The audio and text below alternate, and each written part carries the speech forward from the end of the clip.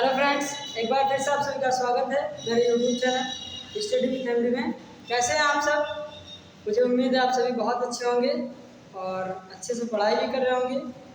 आज की वीडियो में हम बात करेंगे उल्व वेधन जो प्रक्रिया है, एमिनोसाइटोसिस। उल्व वेधन होता क्या है? ये एक प्रोसेस होती है जिसमें क्या किया जाता है, जैसे गर्भधारण जब हो जाता है तो उसके अंदर जो है भ्रूण पल रहा होता है, तो उसमें क्या किया जाता है, ये प्रोसेस क्या है,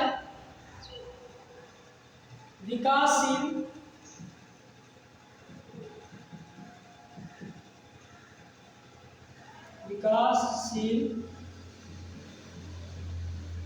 भ्रूण के एमनियोटिक गुहा से द्रव्य को निकालकर परीक्षण किया जाता है। ओके, यानी कि जो है महिला के गर्भाशय में जो भ्रूण पल रहा होता है, उसके भ्रूण यानी कि उस विकासशील भ्रूण के एमनियोटिक गुहा से क्या किया जाता है, द्रव्य को निकाला जाता है और उसका परीक्षण किया जाता है। और परीक्षण में मान लीजिए एक द्रव निकाल लिया गया। अब इस द्रव में क्या किया गया, परीक्षण किया गया। और परीक्षण के बाद क्या, परीक्षण किस लिए करते हैं, तो परीक्षण को यहाँ पे परीक्षण किया गया। परीक्षण करने पर यह पता चलता है कि इसमें कोई आनुवंशिक रोग है कि नहीं, आनुवंशिक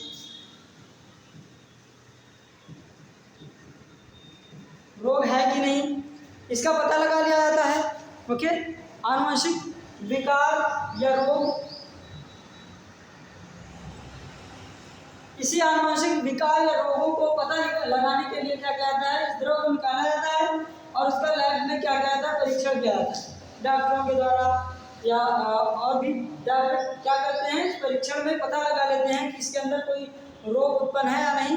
तो उसको क्या किया जाएगा, उसी भ्रूणीयावस्था में ही क्या कर दिया जाता है, उस रोग को निदान दे दिया जाता है, मतलब उस रोग को समाप्त कर दिया जाता है। ओके, उस रोग का निवारण कर दिया जाता है। तो वो उस रोग से क्या होता है, पहले से ही भ्रूणीयावस्था में ही ठीक हो जाता है। तो ये जो उल्व वेधन की प्रक्रिया है, इससे एक फायदा हो जाता है कि हमें भ्रूणीयावस्था में रोगों को पता चल जाता है, उसको हम ठीक कर लेते हैं, उस रोगों को क्या कर देते हैं, ठीक करवा देते हैं। और इसमें क्या है, मनुष्य क्या है, बहुत ही होशियार प्राणी है। ये क्या करेगा, एक के साथ अनेक फायदा देखता है। तो जैसे ही इस द्रव को निकाला जाता है, तो इस द्रव में क्या होता है, कोशिकाएं बहुत सारी होंगी। तो इस कोशिका में क्रोमोसोम भी होंगे, गुणसूत्र भी। और गुणसूत्र क्या बताते हैं, गुणसूत्र ये बताते हैं कि ये लड़का है या लड़की है। यानी गुणसूत्र में अगर XX क्रोमोसोम होंगे तो वो लड़की होगी, और अगर XY क्रोमोसोम होंगे 44 + XX 44 + XY, तो इस गुणसूत्र के द्वारा पता चल जाता है, इस कोशिका में जो कि उपस्थित गुणसूत्र होता है उससे पता चल जाता है कि लड़का है या लड़की। जो भ्रूण पल रहा है वो आगे लड़का होगी या लड़की होगी।